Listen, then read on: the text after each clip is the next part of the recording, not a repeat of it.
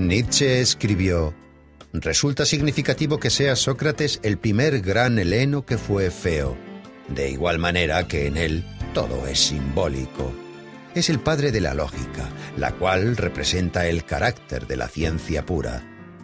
Antes de que los jueces le condenaran a muerte, el gran filósofo Sócrates afirmó: «No debo rechazar mi filosofía mientras me quede aliento». Sócrates. El antiguo filósofo griego nació en Atenas en el año 469 a.C., en la familia del cantero Sofronisto y la comadrona Fainarate. Puesto que Sócrates era analfabeto, toda la información que se conserva de él es gracias a los trabajos de sus discípulos Platón y Jenofonte.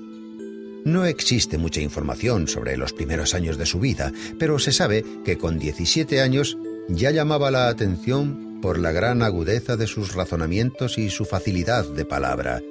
Era de pequeña estatura, vientre prominente, ojos saltones y nariz respingona. Aspirando a concienciar a los ciudadanos sobre la perfección moral, Sócrates realizaba numerosas tertulias, en las plazas y en las calles. A la sombra de un olivo pasaba horas discutiendo sobre la justicia y la virtud. La negligencia de los quehaceres diarios llevaron a Sócrates a una extremada pobreza. Recorría las calles de Atenas descalzo y vestido con la misma túnica. Antifón, el sofista, decía que ningún esclavo querría ser tratado como él se trataba a sí mismo.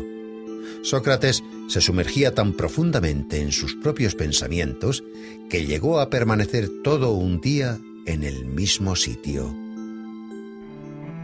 Aunque con el comienzo de la guerra del Peloponeso, cuando el peligro amenazó a su ciudad natal, Sócrates luchó valientemente por la protección de Atenas.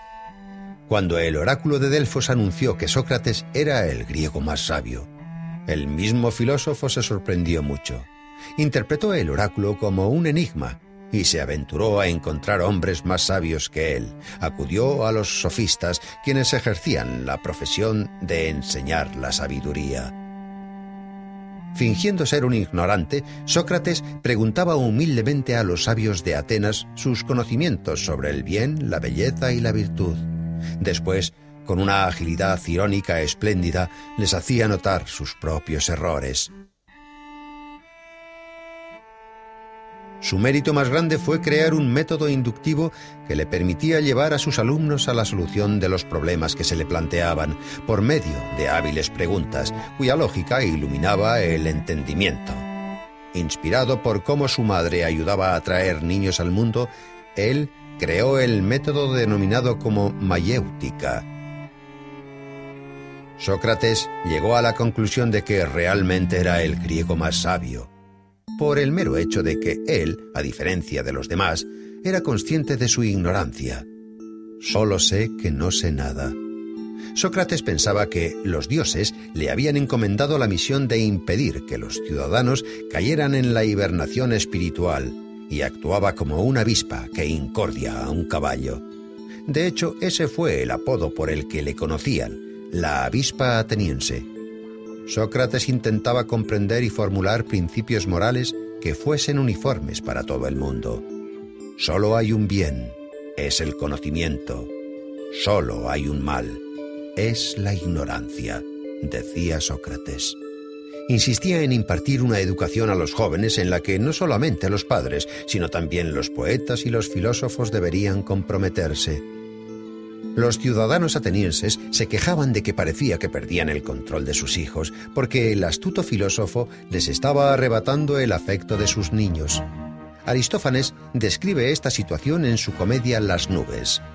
Cuando un joven le preguntó a Sócrates si era necesario casarse, Sócrates le contestó: «Haz lo que desees, te arrepentirás de todas formas». El propio Sócrates, a la edad de 40 años, contrajo matrimonio con una joven de 19 años. Ella se llamaba Xantipa. Se la conocía por su escandaloso temperamento. No obstante, Sócrates, con pleno dominio de sí mismo, aguantaba a su insensata esposa con su calmada filosofía. Tras la larga guerra del Peloponeso, Atenas cayó en las manos de Criteas, un tirano espartano y un antiguo discípulo de Sócrates. A pesar de que Sócrates nunca había colaborado con tiranos de ninguna clase, el filósofo fue acusado por no reconocer a los dioses atenienses y por corromper a la juventud. Con 70 años, cuando se presentó ante el tribunal, el viejo filósofo probó a través de construcciones lógicas que no debería ser sometido a juicio, sino ser honrado como el benefactor de la sociedad e instructor espiritual. Los jueces se enfurecieron y fue declarado culpable de todos los cargos y condenado a muerte. Aguardando a la ejecución, Sócrates pasó su último mes de vida en la cárcel hablando de filosofía con sus compañeros, tratando temas como la inmortalidad del alma. Antes de la ejecución, su amigo Crito le había facilitado una salida para escapar de Atenas, pero Sócrates la rechazó porque creía que había que cumplir las leyes aunque fueran injustas. Cuando llegó el día, Sócrates bebió la cicuta sereno y callado. Sus últimas palabras fueron: «Crito, le debo una gallina a Asclepios». En aquellos tiempos, cuando un paciente se recuperaba, se sacrificaba una gallina a Asclepios, el dios de la medicina. Esas palabras reflejan que la muerte del cuerpo simboliza la recuperación del alma.